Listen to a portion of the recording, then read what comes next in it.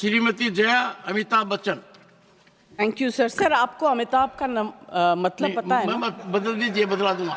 नहीं, मैं एक second, I'm very proud of the association for marriage and my husband. I'm just saying. एक second. माननीय सदस्यगण, जो नाम इलेक्शन सर्टिफिकेट में आता है और जो यहाँ सबमिट किया जाता है उसके अंदर बदलाव की प्रक्रिया है, और इस प्रक्रिया का लाभ मैंने खुद उठाया था 1989 में। वो बदलाव की प्रक्रिया हमने हर सदस्य No sir, I'm very proud. I'm very proud of my name and my husband and his achievements. Ma'am, आपको एक बात बताता हूँ। And it signifies आभा जो मिट नहीं सकती। I'm very happy. One second, take your seat. So don't worry. No. ये ड्रामा आप लोगों ने नया शुरू किया है, पहले नहीं था। हाँ, one second. माननीय सदस्यगण, मैं आपको बताना चाहता हूँ, माननीय सदस्यगण, प्लीज, माननीय सदस्यगण, I had the occasion to go to France and I went to a hotel in Normandy, and it was informed to me by the management that every global icon, the photograph is shown there. I went through the staircase, photographs were shown, and Shri Amitabh Bachchan photograph was there. I certified, and that was in 2004 or so. So, ma'am, the entire nation is proud. Now, your supplementary number 4 to Shri Manohar Lal Khattar.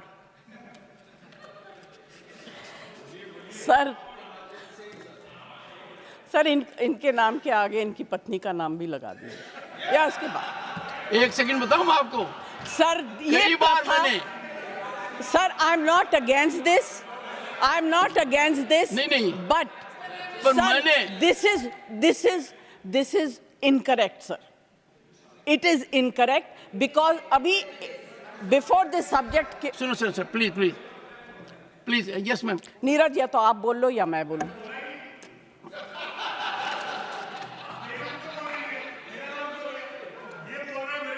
नहीं नीरज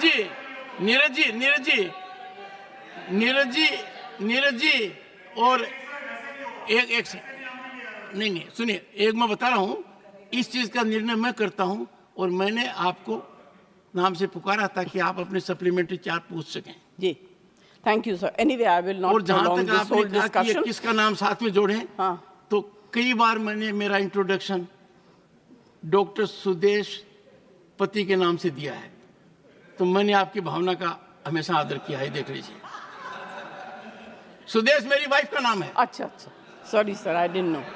तो doctor Sudesh पति मैंने कई बार कहा है।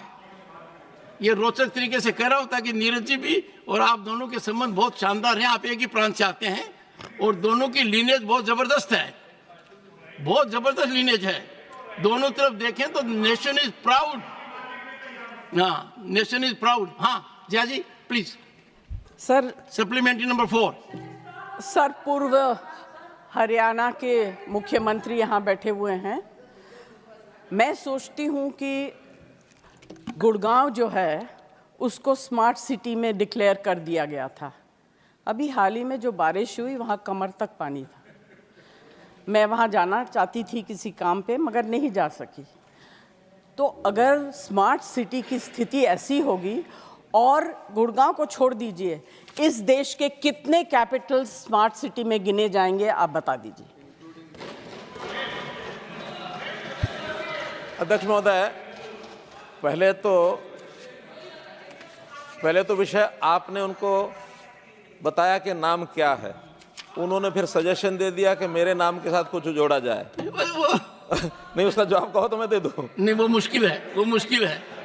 मुझे इस काम के लिए अगले जन्म का इंतजार करना पड़ेगा। उससे पहले तो संभव है नहीं। Honourable minister, there is an assurance committee here. आपने एश्योरेंस दिया है, अगले जन्म में भी आपने ये अगर अगले जन्म संसदीय परंपरा के दायरे में अपने आप को डाल दिया है। हाँ, जहाँ तक जिया जी ने बहुत महत्वपूर्ण सवाल पूछा है। जहाँ तक गुरुग्राम का विषय है, मैं आदरणीय सदस्य को ये बताना चाहता हूँ कि गुरुग्राम उस 100 सिटी में नहीं है। हरियाणा में दो ही उसमें स्मार्ट सिटी में है। एक एक फरीदाबाद, एक करनाल। एक सेकंड, माननीय सदस्य का आशय था कि गुरुग्राम शोकेस करता है भारत की प्रगति को। वहां पर दुनिया की बड़ी कंपनियां हैं और अपने अनुभव के आधार पर माननीय सदस्य ने बताया है कि वहां पानी का बहाव शायद व्यवस्थित नहीं है। इसलिए आपसे आग्रह दो तरीके से किया गया है कि एक तो आप हरियाणा के मुख्यमंत्री रह चुके हैं और अब आपके हाथ में विकास है, विकास की डोरी आपके हाथ में है, तो उसका निदान कब तक कर देंगे, आशा के साथ आपसे पूछा गया है। आदरणीय सभापति महोदय, मैं सदन को बताना चाहता हूं कि 9.5 वर्ष में मुख्यमंत्री रहा हरियाणा का। मुख्यमंत्री जब बना था 2014 की बात है, मुझे उस समय के दृश्य इफ्को चौक के भी ध्यान है, सिग्नेचर टावर के भी ध्यान है, राजीव चौक के भी ध्यान में है, होंडा चौक के भी ध्यान में है। ये टिप्स पर हैं और आज उन चौक्स के ऊपर किस प्रकार के पैरेलल रोड, जो समतल तो जा ही रही है, फ्लाईओवर भी जा रहे हैं, अंडरपास भी है, 3 मंजिला सड़कें सब बनी हैं। आज वहाँ कोई पानी किसी प्रकार का होता नहीं है। हाँ, वर्षा जब, आपकी बात मान रहे हैं, वर्षा जब, आपकी बात मान रहे हैं, वर्षा जब ज्यादा होती है, क्योंकि ये सारे जितने भी शहरों की जितनी रचना बनी है, ये एक समय में एक आधा इंच वर्षा यानी 2 सेंटीमीटर 1.5 सेंटीमीटर तक वर्षा होती है एक समय में, तब तो उसका पानी खींचा जाता है।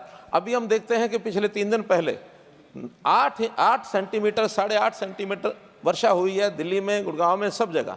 तो इस प्रकार के लगभग 2.5 से 3 इंच की जो वर्षा होती है, उसके लिए अभी कोई शहर इस प्रकार की प्लानिंग अपनी नहीं है। हाँ, इन स्थानों को जैसे मौसम का बदल हो रहा है, आगे चल करके अगर इसकी आवश्यकता पड़ती है तो सुझाव कोई अगर हमें मिलेगा उसके ऊपर विचार करेंगे। तो कुल मिलाकर इस प्रकार की वर्षा के अब हरियाणा यानी गुरुग्राम, दिल्ली, आसपास के और शहर, देश भर में जहाँ जहाँ वर्षा हो रही है, तो ये प्राकृतिक कारणों से जो चीज़ होता है, थोड़े समय ट्रैफिक भी जाम होता है, सब होता है, और इसका आगे चल करके सब सदस्य इसमें कोई सुझाव देंगे, उसके ऊपर विचार भी करेंगे। और जहाँ तक गुरुग्राम का विषय, गुरुग्राम आज हमारा आइकन सिटी है। आप हमारे उत्तर भारत का कह लें, भारत का कह लें, हरियाणा का कह लें, एक आइकन सिटी बना है और इसके ऊपर प्राउड है। आज विदेश की 500 जो हमारी कंपनीज, क्या बोलते हैं, फॉर्च्यून 500 कंपनी, फॉर्च्यून 500 कंपनीज में, उसमें से 300 कंपनीज के ऑफिसेज आज गुरुग्राम में हैं। आज विदेश के लोग सबसे बेस्ट जिसको कहना चाहिए इन्वेस्टमेंट की उनकी जो चॉइस है, वो उत्तर भारत में गुरुग्राम जिले की है। तो इस नाते से उस शहर का कोई ना कोई सुधार है, तभी ये सारा कुछ होता है, अन्यथा नहीं। Supplementary number 5, Shri Santosh Kumar P. Thank you, sir. Thank you, sir. So when we talk about this comprehensive urban policy, the first prerequirement is data on population. So I would like to ask the Honorable Minister that is there any plan to conduct census in the coming years, or what about the estimated data on population in Indian cities by 2034? Yes.